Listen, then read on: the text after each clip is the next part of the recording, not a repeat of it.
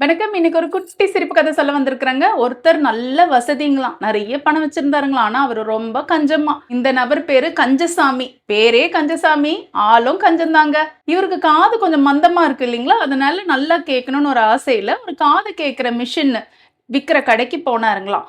அந்த கடையில அந்த கடைக்காரர் கிட்ட கேட்டாராம், எனக்கு காது கொஞ்சம் மந்தமா இருக்கு. ஏதாவது ஒரு மிஷின குடுங்கன்னு கேட்டாருங்களாம். உடனே அந்த கடைக்காரர் 1500 இந்த மிஷின் புடிங்க அப்படின்னு சொன்னாருங்களாம். அதுக்கு நம்ம கஞ்சசாமி சொன்னாராம், விலை ரொம்ப ஜாஸ்தியா இருக்கு, கொஞ்சம் கம்மியான விலைக்கு மிஷினை கொடுங்கன்னு சொன்னாருங்களாம். கடைக்காரர் சரின்னு சொல்லிட்டு ஒரு 1000 மிஷின் எடுத்துன்னு வந்து கொடுத்தாருங்களாம். இதுவும் விலை ஜாஸ்தியா இருக்கு, கம்மியா வேணும்னு சைகையில சொன்னாருங்களாம். கடைக்காரர் 750 ஒரு காது கேட்கிற மிஷின் எடுத்துன்னு வந்து கொடுத்தாருங்களாம்.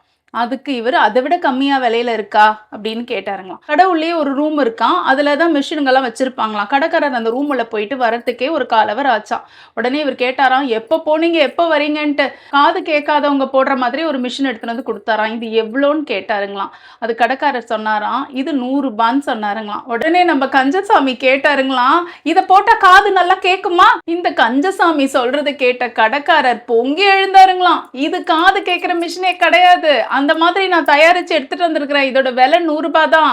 இதை போட்ட காதெல்லாம் கேட்காது. ஆனா உங்களை சுத்தி இருக்கிற மனுஷங்களுக்கு அத்தனை பேருக்கும் தெரியும் உங்களுக்கு காது கேட்கலன்ட்டு. அதனால இப்ப நான் உரத்த குரல்ல பேசுறேன் இல்லையா, அதே மாதிரி உங்ககிட்ட எல்லாரும் பேசுவாங்க, உங்களுக்கு காது கேட்கும் இனிமேல் அப்படின்னு சொன்னாருங்களாம். இதை கேட்ட கஞ்சசாமிக்கு என்ன சொல்றதுன்னே தெரியாம அந்த கடையை விட்டு ஓடி போயிட்டாருங்களாம். இந்த குட்டி கதையில இருந்து ஒரு விஷயத்தை தெரிஞ்சுக்கலாங்க. உண்மையாவே கஷ்டப்படுறவங்க ஏதோ கொஞ்சம் காசு கம்மி பண்ணுங்கன்னு பேரம் பேசி வியாபாரம் பண்ணலாம்.